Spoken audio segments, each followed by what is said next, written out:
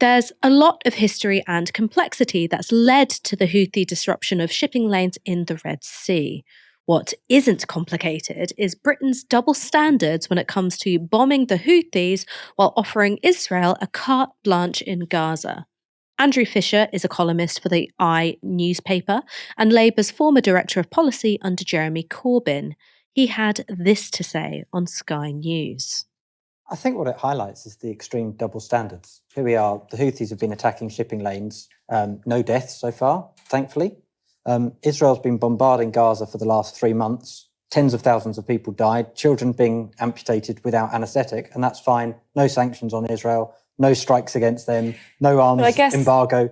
But I guess this is because this is against the UK target, though, right? Is that not? It's because we don't care about international law or human rights. We have this rhetoric that we do, but we don't. This is absolute nonsense. And this whole conflict is exposing that. We say that, the Iran-backed Houthi rebels, well, they've been bombed by the US and UK-backed Saudi Arabia for the last 10 years.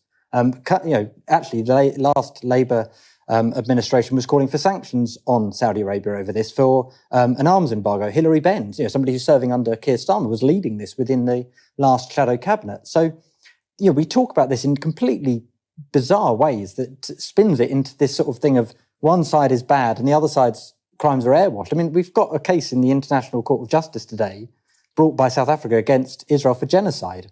We're not talking about that. We're talking about some interruption to shipping lanes. I mean, it's pretty small-scale stuff when tens of thousands of people are being killed. And, I don't care what adjective you call it, whether you call it a massacre, a slaughter, ethnic cleansing, genocide, it doesn't really much matter. Tens of thousands of people are being killed, and we're not talking about that. We're talking about some shipping lanes. It's perverse, really, and the rest of the world can see it. I think that Andrew Fisher makes two really important points. The first really important point that he makes is the way in which US and British armed forces react when there's a danger to commercial interests. But when we're seeing the pulverization of a civilian population in Gaza, well, sorry, that's just war. That's just what war is.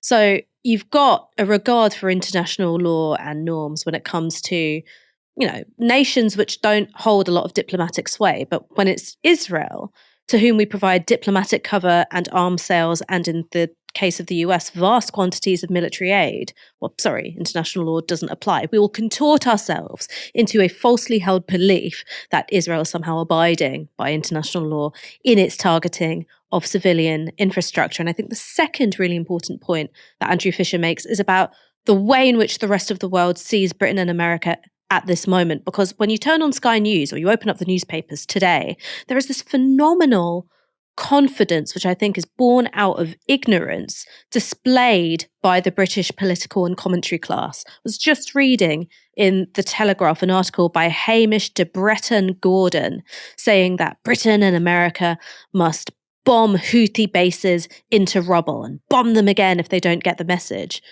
Okay, well, how? Because Saudi Arabia doesn't want to put itself at risk of Houthi attacks again. It's in a very fragile kind of, détente with Iran. Neighboring countries like Oman or, African countries, which are on the other side of the Red Sea, aren't necessarily going to be leaping at the opportunity to offer themselves up as bases or opening up their airspace to Britain and America. How are you going to achieve this when there is not a huge amount of appetite in the region to escalate a conflict apart from on the part of Israel? Because Israel's perspective is the more we can keep Britain and America locked into a fractious and violent Middle East, the more military aid we get. It's existential for us.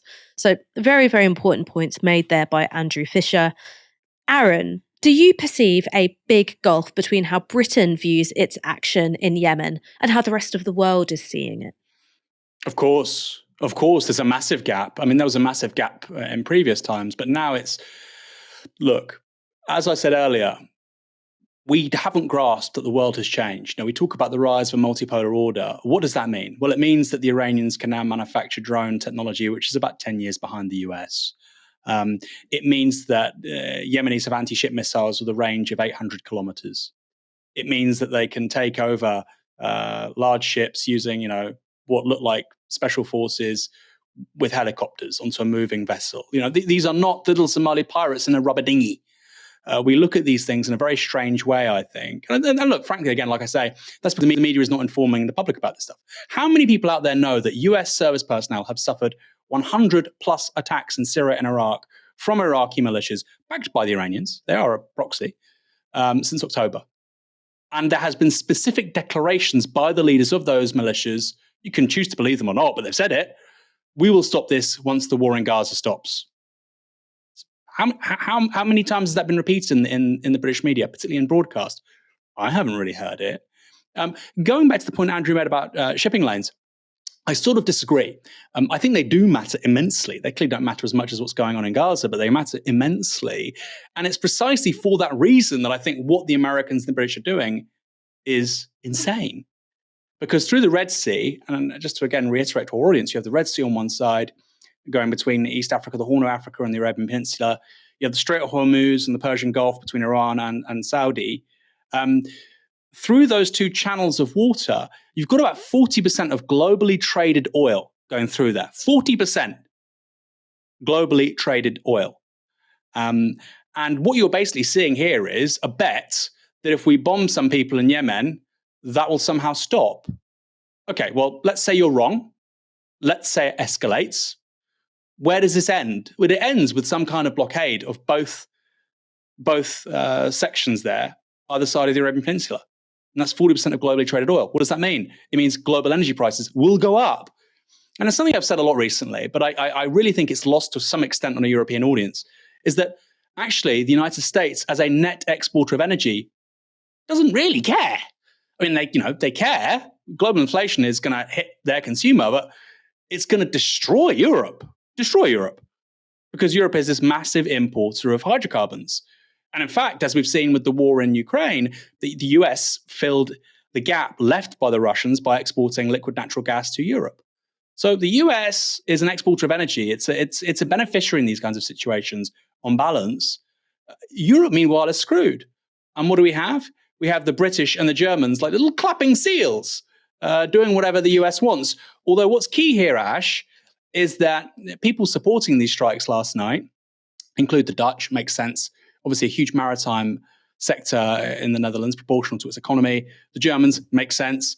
They've gone completely nuts as a country since the war in Gaza. They've gone completely insane. Not a serious country, not a serious civil society. Their politicians from von der Leyen to Scholz are a meme. But if you look at France, Italy, Spain, they've not supported this. Saudi Arabia, UAE, they've not supported this. The Saudis want to host the World Cup. Bin Salman wants Cristiano Ronaldo TikToks and weird cities. That's what he wants. He doesn't want more Mahajir drones destroying Aramco infrastructure and IRGC commanders in Qom having a chuckle. He doesn't want that. He wants to make lots of money and get lots of influencers in Saudi Arabia and basically turn the country into one big influencer studio. That's what he wants to do. Same for the UAE, same for the Qataris. That's what they want to do. They want to showcase themselves to the world, have these powerful, successful sovereign wealth funds, make lots of money, keep themselves safe through projecting soft power in the West, things like owning football teams and whatnot. They do not want a massive regional war. And I find it weird that, the Brits care more about what's going on in the Red Sea than the Saudis do. Because, it is their neighborhood. So I suspect they know what they're doing when they say, look, let's not be quick to conflict here. Let's try and keep dialogue open. Let's try and use diplomatic channels. They're saying that for a reason.